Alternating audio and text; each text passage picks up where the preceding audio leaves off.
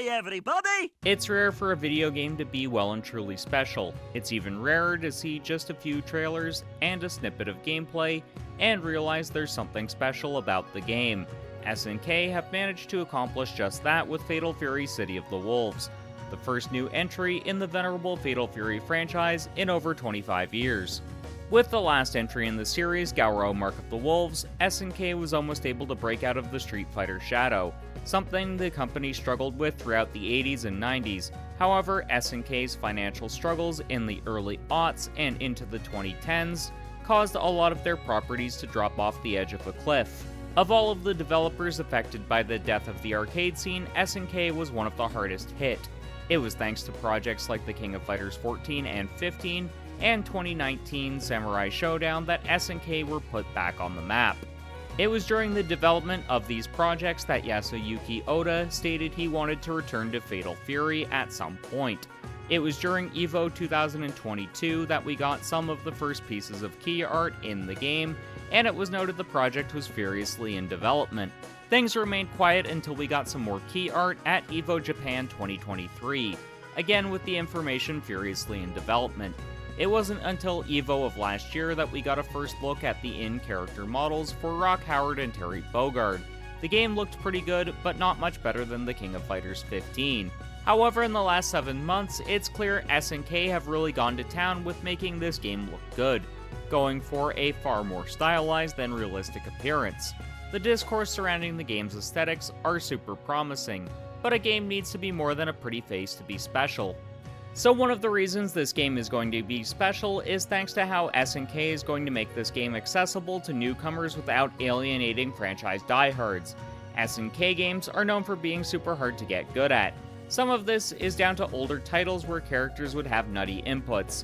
Seriously, look up SNK pretzel inputs. Also in the case of the King of Fighters, you have to learn 3 characters and learn their matchups on rosters that are typically exceeding 40 plus in terms of sizing.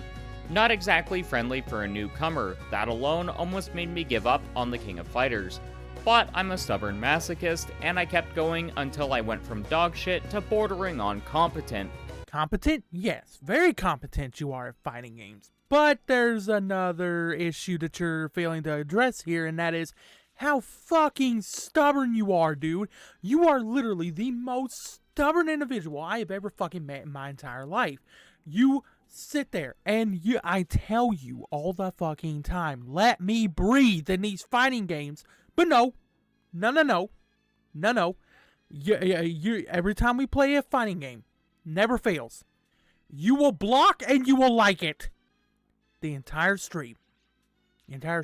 I'm sitting there blocking for like over half the fucking fight. And when I do get to attack, it's like, going and following a rainbow and then finally finding the gold at the end of the fucking rainbow. When I get to attack, it's stupid. It's completely stupid, okay? And that is why I needed a long-ass break before I ever play another fighting game with you, because I'll be honest with you, I do not feel like sitting there for half the stream just sitting there blocking. I could read an entire novel in the time that it takes for me to finally do a fucking attack. Literally, it's ridiculous. It's ridiculous. I do deserve that roasting from Editor Belmont. Anyways, it took me experimenting with characters a lot, and ironically my friend John McBaugh gifting me Gauro Mark of the Wolves for things to finally click. Once I found B. Jenny on that roster and her coming out in the King of Fighters 15 not long after, I was hooked.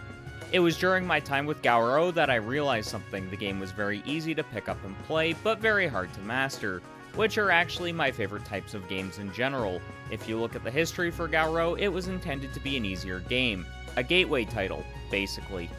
In that sense, Gauro was super successful. Also, almost everyone who is big into fighting games have stated before, Gauro was essentially SNK's equivalent of Third Strike. Also, it's a safe bet SNK will try to keep the easy to pick up, hard to master gameplay loop, since there will be a simplified control scheme for those wholly new to fighting games. It'll have a punch and kick buttons, and at minimum, a button for special moves. It has also been noted inputs will still impact the moves in the simplified controls, Arcade style is going to be the mode where you have complete control over everything. Also, despite there being a ton of systems to keep track of with City of the Wolves, I don't think it's going to be as intimidating as a lot of people seem to think. Sure, you will have functions like SPG, which is basically just the top system from Gauro. You'll also have the Just Defend mechanic returning, plus the Rev meter and the SL moveset. There will also be some other mechanics thrown in for good measure, and it's clear this game is going to be mechanically rich. However, these systems are actually a mixture of things we've already seen in other traditional fighting games. They just have fancy names, so if you have some experience, you're fine. If you have less experience with fighting games, okay, you're going to have the information overload at first, but if you find a really good group of people to play with, then you'll have a fine learning experience. But it's clear SNK are making this feature rich for the fans who are looking for the core SNK identity, while also being cognizant of the fact there will be a lot of first-time players thanks to the over 2-decade gap between releases. But the right balance of competitive and casual features is one of the reasons City of the Wolves is going to be a special game. Before NetherRealm Studio held the crown for story-focused fighters, it was SNK that did. Before Takashi Nishima left his job at Capcom to make games for SNK, the typical story of fighting games were rather basic to say the least. Before that, the story was to service why the characters fought. With games like Fatal Fury, The Art of Fighting, and The King of Fighters, the fights happened to service the plot. Admittedly, the storylines weren't always the deepest, but at least characters had motivations to fight. It took until NetherRealm's reboot of Mortal Kombat in 2011 for fighting games to take the story more seriously. It wasn't until more recent times that developers have started to care more about the story. Tekken 8 kind of proved that story does matter, even if the story is a little on the goofy side at times, considering SNK is the progenitor of story-first fighting games, and they have said City of the Wolves will be story-heavy. The game is going to be good to go on that front, and it's possible we might see SNK pushing the boundaries for what's possible in a fighting game narrative. That's something to be really excited about. In fact, it's going to be one of the main selling points. Oda-san has also confirmed the game will conclude the storyline that started in Mark of the Wolves. One of the biggest concerns for him was making the story easy to follow for newcomers who had never played a Fatal Fury game before. One of the ways I can think of is borrowing a leaf from Tekken 8's book. That game features a previously on Tekken segment where a summary of the previous 7 entries can be viewed in movie form. That's probably the best option for SNK. Though I do have one other suggestion they could try out. The last option I can think of is making a brand new animated Fatal Fury film, making it about 20 or so minutes in length. It could be longer or shorter, but 20 minutes is probably a good length for this. Have it take place right after the conclusion of Gauro, then have it set up what's going on with the returning characters right before the events of City of the Wolves. It'd be an easy and clean way of doing it.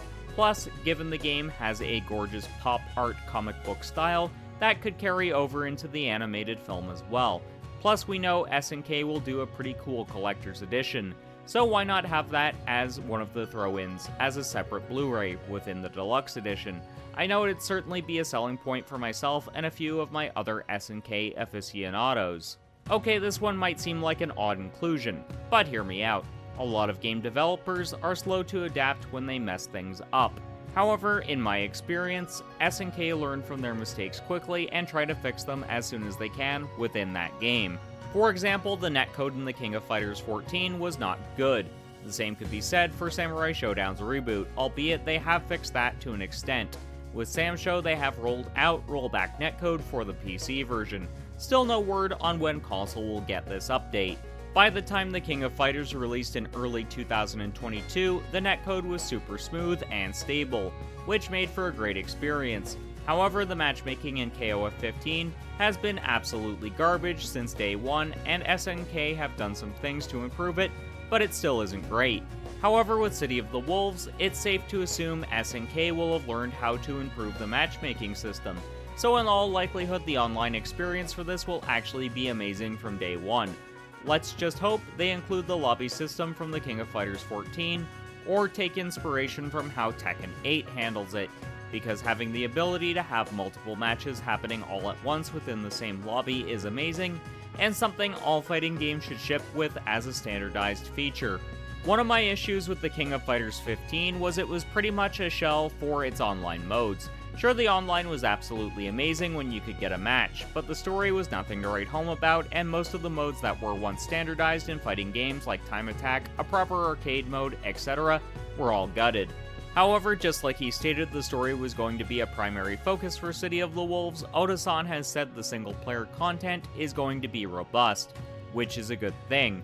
Both Street Fighter 6 and Tekken 8 proved you need a lot of content on the single-player side of things for a fighting game to be successful. With how good SNK games are mechanically, there's a lot they could do on the single-player side of things. They could even make minigames out of learning the system mechanics akin to what Skullgirls does. Basically, if SNK give players a lot of things to do and reasons to keep playing, then City of the Wolves will prove to be something special. One thing that also really stands out about City of the Wolves is the fact SNK actually has a budget now. Not only does the game look beautiful thanks to its unique art style, but the animation looks super smooth, and we actually have an English voice cast for once. That's the first time since 2010's KOF Skystage. Before that, their last actual mainline game with English was the King of Fighters 12. So the fact SNK actually brought in English voice actors shows they're making a big push in the West. They want to break through the Western wall they've been smashing themselves against since the late 80s. SNK has always been big in Japan, Korea, and Latin American countries. The reason SNK games did so well in Latin America is because arcade owners could buy a single Neo Geo cabinet for the same cost as a Street Fighter, Mortal Kombat, Virtua Fighter, or Tekken cab, but have the benefit of being able to change the games at will. This was actually one of the biggest assets of the Neo Geo, the fact the games could be changed around to suit the tastes of the consumer in a given area, without having to buy a whole new and expensive cabinet. This was especially beneficial in countries where incomes were lower, and ones where it was prohibitively expensive to import the latest iteration of whatever fighting game was hot at the time. But Fatal Fury City of the Wolves actually having a budget is a great thing for the game. It means it's going to compete with all of the other big boys in the FGC for once. It also means the game should have a real marketing push behind it, something the last handful of SNK games didn't have going for them. They were relying on word of mouth and stalwarts of the brand plus their appearance at EVO. Common sense dictates the game actually being marketed well means more people will play it, which is only going to be a good thing for SNK, as they can then invest the revenue from all of the sales into other projects. Also, who knows? Maybe someone seeing an ad for City of the Wolves will convert them into a ride or die SNK fan. Oops, I'm breaking the fourth wall. I did touch on this a little earlier in the video. The graphics for this game really set it apart from any other fighting game on the market at present. Street Fighter 6 is going for more of a graffiti style, Tekken 8 is going for a realistic but exaggerated one. Guilty Gear and other anime fighters are going for an aesthetic where it looks like you're watching an anime. City of the Wolves is going for a pop art comic booky style, which is great to see, as KOF 14 and 15 didn't really have that much of a style to them. Sam Show did though, as it looked like a painting. That was one thing SNK was always known for back during the Neo Geo days. They had a visual flair to them that no one else did. So it's great to see them going back to that with City of the Wolves. I think that's a sign of things to come with future SNK games, showcasing just how beautiful their games can be, even if they aren't hyper-realistic looking. If you look at the artwork that was done for Gauro Mark of the Wolves, you'll notice that City of the Wolves is really faithfully bringing that style to life, which is super cool, that games are finally to a point where the style presented in conceptual art can be translated into the final product. Obviously, that has been done before, but it's only in more recent years we've really started to see that come to fruition. So those are my 6 reasons why Fatal Fury City of the Wolves is going to be super special. But do you think the game will be special, and are you looking forward to its release in early 2025? Let me know in the comments. At present, we don't know what systems it will launch on, but I'd say it's safe to assume it'll be current generation and PC only. If you think that's likely, hit the like button. Thanks go out to my current channel members, R. Campbell and Danny Boy. If you'd like to help the channel further, you can do so by hitting the join button. Also, if you've made it this far into the video, why not consider hitting the subscribe button? Want more of my SNK content? Check out my review for Gauro Mark of the Wolves, or check out the podcast I did with John McBaugh discussing our thoughts on City of the Wolves. Until next time, keep blazing that trail.